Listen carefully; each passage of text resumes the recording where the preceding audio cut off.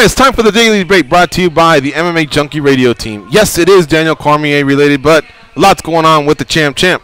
Here's the question for today. If Daniel Cormier fights at light heavyweight before a planned UFC heavyweight title defense against Brock Lesnar, should Yoel Romero get the fight like he requested?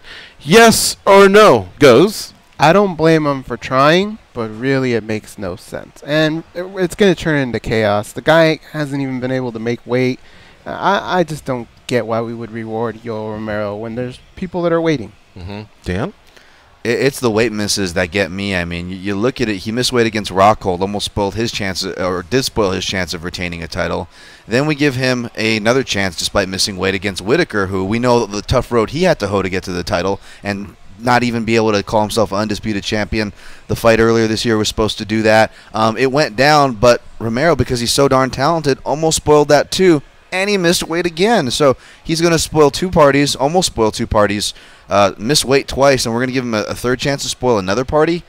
And one of the most positive parties that MMA has had to offer with the story that is Daniel Cormier. Well, I will say this, though, guys. Okay. It's not likely he'll spoil this by missing weight, right? We're not getting at that. But it just it doesn't show. It's the reward. It's the reward, I think is what you're saying. But you guys really think he'll miss 205? No, well, didn't Johnny Hendricks do it? I'm not sure. I don't think he will. It's but true. Johnny Hendricks did it, right? Anthony Johnson missed it as well. I'm talking more about spoiling momentum, and kind of like you guys said, what has he really done to gain the momentum? Where's his body of work at this weight class? At least DC, yes. You could say maybe it was a couple years ago, but he had an impressive body of work against people who were in their primes, and we don't really have that case with Yoel. I'm with you guys. No, I don't think he should get it. I think Shogun and Gustafson are the guys to look for. Shogun fights in a couple weeks in Hamburg. If he wins, it'll be 4 in a row. Gustafson fights in a couple weeks in LA. If he wins, it'll be 3 in a row. And I know that between the two, DC doesn't want to fight Gus again because he says it didn't sell well, and he's never fought Shogun. So Shogun is kind of the bigger name, former champ in the UFC, former Grand Prix champion in Pride. So I understand what DC's thinking. And Yoel, it reminds me a little bit of when Chael lost to Anderson and then got the John Jones shot. That makes no sense. And the fact that Brock Lesnar's getting a shot, that kind of doesn't make sense.